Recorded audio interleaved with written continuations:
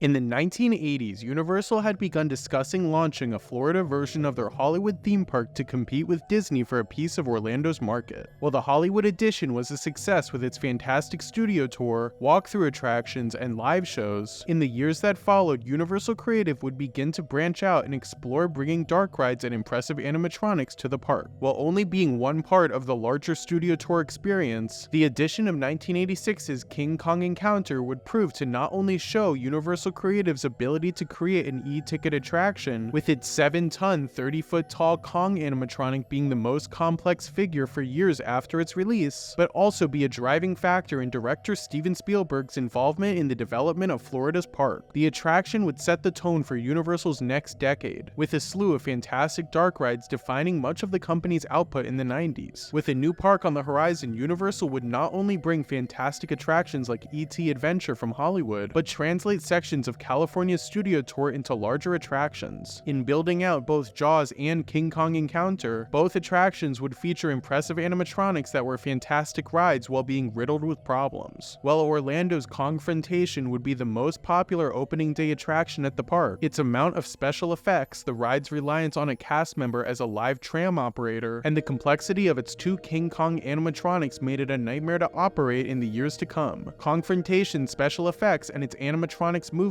would be toned down in later years to help ease some of the attraction's problems, but the ride would close in 2002, only 12 years after its launch. Universal Creative had had an incredibly busy decade in the years after Kongfrontation's launch, with the resort's second gate, Islands of Adventure, opening in 1999, and with it came some of the most advanced attractions of all time. Islands of Adventure turned Universal Studios Florida into a true destination resort worth traveling to, and while the park was fantastic upon release, Universal's original park was in the process of bringing in new experiences. Universal's biggest addition since its launch would come in 2000 with the groundbreaking interactive dark ride Men in Black: Alien Attack, an attraction that would bring some of Islands of Adventure's edge that catered to older audiences to the original park, but Universal's most mature attraction was launching just around the corner. Welcome back to another episode of Theme Park Lore, where today we'll be breaking down the history and lore of Universal Studios' classic indoor coaster, The Revenge of the Mummy. Having produced a string of classic monster movies from the 1930s to 1950s, Universal Studios became synonymous with horror. With some of the most influential and classic films in the genre, movies based on characters like Dracula, Frankenstein, and the Mummy would carve out a niche for the studio and serve as one of their most important early successes. Years later, Universal is one of the biggest and most important movie studios of all time, and in the decades that followed its original monster movies, the horror genre had continued to flourish. Wanting to bring back the character in a new series of films, Universal's next Mummy film would go through development hell and bounce around several directors hoping to bring different takes to the character. With plans to create a new low-budget series similar to the original films, a Daniel Day-Lewis-led take on the character akin to the Terminator, and an X-rated version from Hellraiser director Clive Barker all falling through, it would take around 15 years for Universal to get a new version of the Mummy off the ground. After a string of box office flops like Babe, Pig in the City, and changes in management, Universal would work with director Stephen Sommers to create a blockbuster period piece that would focus on action and adventure instead of its horror roots. While actors like Tom Cruise, Brad Pitt, and Matt Damon were offered the film's leading role, the success of Disney's George of the Jungle would lead Sommers to cast Brendan Fraser in 1998. Serving as a loose remake of the original film, the movie follows Brendan Fraser and Rachel Weisz as they travel to the City of the Dead and accidentally wake the mummy Imhotep. With a budget of $80 million and a box office gross of $416 million, the film was a box office smash that would not only spawn a series of sequels, but would prove to start one of Universal's biggest franchises. Wanting to challenge Disney's share of the theme park market, Universal had begun the process of closing down or re-theming attractions at both its Florida and California park to breathe new life into the parks. With Kongfrontation closing in 2002 and leaving a large space for a new attraction, Universal would tap into their new Hallmark franchise to bring the Mummy to Universal Parks. Choosing to also remove E.T. Adventure from Universal Studios Hollywood, both parks would receive Mummy attractions in 2004. Because of the difference in footprints, while the attractions share the same name, they actually feature two different attractions. Designed by Universal Creative and with a ride system by Dynamic Attractions and Premier Rides, Revenge of the Mummy is a one-of-a-kind mix of a dark ride and coaster. Working to create the first psychological thrill ride, Universal Creative collaborated closely with director Stephen Sommers to bring visitors directly into the world of his films. Working with Premier Rides to incorporate their LIM system into the dark ride portion of the ride, the attraction uses electromagnets to propel the ride through the first part of the attraction before it transitions into a full coaster. With a coaster developed by Dynamic Attractions, the ride vehicle is able to reach 40 miles per hour in 1.5 seconds, a speed that is not incredibly impressive but is able to remain thrilling due to the ride's theming and dark showroom. Having to work around the limited space in Kongfrontation's show building, Universal Creative chose to dig down to create more vertical space for the coaster portion of the ride. At Universal Studios Florida, The Revenge of the Mummy is themed to a fictional sequel to 1999's Mummy remake. Entering the Museum of Antiquities, visitors are met with props and concept drawings as well as a cue video that features members of the cast and crew discussing making the first film, revealing that the curse of Imhotep, the fictional curse from the movie, seems to be real with various accidents and problems coming up while filming. Cast members are urged to wear magi necklaces to protect themselves from the curse. Walking onto the live set, guests enter a recreation of a 1940s archaeological dig site. Dimly lit with echoing noises simulating a cavernous tomb, visitors walk past various Egyptian relics that can be interacted with. Walking through rooms with hieroglyphs, stations at the dig site are passed before guests make their way up a set of stairs and enter the loading area. Boarding the ride vehicle in groups of 4, the lap bar lowers as the vehicle slowly leaves the loading dock. Encountering a now mummified PA first seen in the attraction's cue video, guests are warned that the curse of Imhotep is real before a 6-foot animatronic figure of the mummy emerges from a sarcophagus. Stealing the PA's soul, guests move into the next room where a large projection of Imhotep's head presents golden treasures. Telling them that if they refuse, they will be destroyed, several mummies appear on either side of the ride car with fire blasting all around the room. Quickly banking a corner, the ride vehicle narrowly misses slamming into a wall of beetles, stopping short and jolting riders. As projections of beetles surround the walls of the room, the ride vehicle quickly moves backwards before dropping into the next room. As projections of Imhotep's skull move around the room, the ride vehicle turns 180 degrees before entering the attraction's linear induction motor launch. Reaching a top speed of 40 miles an hour, riders travel through the mouth of Imhotep's skull before entering the coaster portion of the attraction. Banking corners and passing flickering mummy warriors, the ride comes to a stop where guests encounter a shadow of a cast member. As her soul is taken by Imhotep, flames engulf the room's ceiling, reaching 3,200 degrees by pumping out natural gas to achieve a heat of 107 degrees at the rider's level. Plunging down another drop, smoke is sprayed around the track before passing more warriors and entering the final room of the ride. Greeted by Brendan Fraser, he finally gets his cup of coffee before the ride vehicle enters the unloading dock and guests can exit through the Sahara Traders gift shop. At Universal Studios Hollywood, the attraction offers a condensed version of the Florida attraction with new theming and a shorter ride track. Guests now enter an actual archaeological dig site in 1944, removing itself from Florida's film theming. Walking past several effects like blowing air, props from the film, and a cue video revealing the backstory of Imhotep's curse, guests make their way up a staircase where they enter the ride vehicle. Passing an animatronic mummy coming to life, a character from the film warns guests that the curse of Imhotep is real. Moving past a wall of mummy animatronics, guests enter the room of gold and encounter the projection of the skull. Moving into the next room, an animatronic of Imhotep launches mummies towards the floor as the ride vehicle enters its LAM launch. Banking around corners and passing ultraviolet mummy warriors, the ride then stops short before projections of beetles emerge from the wall's cracks. Plunging backwards, the ride vehicle makes more turns before Imhotep is defeated by the solar eclipse. As the wall raises, the ride vehicle enters the unloading dock and guests are able to exit the attraction. Opening on May 21st, 2004 at Universal Studios Florida and on June 25th, 2004 at Universal Studios Hollywood, The Revenge of the Mummy received widespread acclaim from critics and fans. Offering the most thrilling experience at both Universal Studios Florida and Hollywood, the attraction not only translated a horror franchise to a theme park ride better than any other ride to that point, but offered a worthy successor to Kongfrontation. While Hollywood's version of the attraction lacks much of the charm and theming of Florida's edition, both rides utilize the footprints that they were given by their previous attractions in a way that doesn't feel shoehorned in. With its fantastic special effects, innovative ride system, and scary theming, Universal Creative was able to bring a mature attraction to two parks that desperately needed it. Now, in its 20th year, The Revenge of the Mummy continues to be a classic Universal attraction that's a staple of its parks. When planning Universal Studios Singapore, it was decided that the park would receive a port of Florida's Revenge of the Mummy attraction. While the attraction itself is a near identical copy of Orlando's ride, Singapore's edition features an updated queue, special effects, and animatronics that helped modernize the attraction. Located in the ancient Egypt area of the park, the attraction's theming brings riders directly into an Egyptian Kongfrontation tomb. Encountering more fluid animatronics, guests ride a similar attraction that removes the theme park and movie set theming from Florida's ride, instead dropping riders directly into the world of the film. Opening with the park on March 18, 2010, the attraction was met with similar praise to its predecessor, with its updated animatronics and fantastic theming breathing new life into the ride. The Revenge of the Mummy is a classic Universal attraction that still feels fresh and exciting. While the ride is 20 years old, it continues to be one of the best attractions at Universal Studios Florida and Hollywood, and in many ways feels timeless. Universal Studios Florida seems to be gearing up for big changes in the next decade, with its Simpsons license expiring soon, the launch of DreamWorks Land later this year, and the uncertain future of the Hollywood Rip Ride Rocket. And with the launch of Epic Universe coming in 2025, it might be time for Revenge of the Mummy to close its doors. With the upcoming park containing a dark universe area featuring classic Universal monsters like Dracula, the Wolfman, and Frankenstein, horror will be featured year-round at a Universal park like never before. With more horror roller coasters rumored to be coming to the land, it may fill the niche that Revenge of the Mummy has had for the last 20 years, but for now, the ride continues to be one of the best dark rides Universal has ever built and was crucial to their development in the early 2000s. Let me know down in the comments what you think of Revenge of the Mummy, and thank you so much for watching. Consider subscribing if you'd like to stick around for more theme park lore, and I'll see you in the next video.